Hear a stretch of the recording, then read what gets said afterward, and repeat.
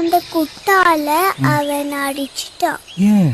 அவன் என்ன பேக்கரின்னு கூப்பிட்டான். என் பேரு பேக்கரி கிடையாது, நீவின்னு சொன்ன அடிச்சிட்டான்.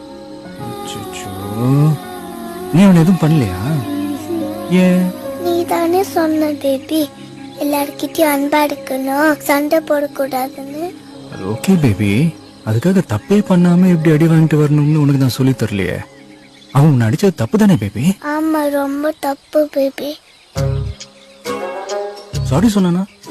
என்ன பார்த்து சிரிச்சான். சிரிச்சா? அவன் சும்மா விடக்கூடாதுல்ல பேபி. இப்போ ரோட்ல ஒரு மாடு இருக்கு. இரும்பு மாடா பசு மாடா?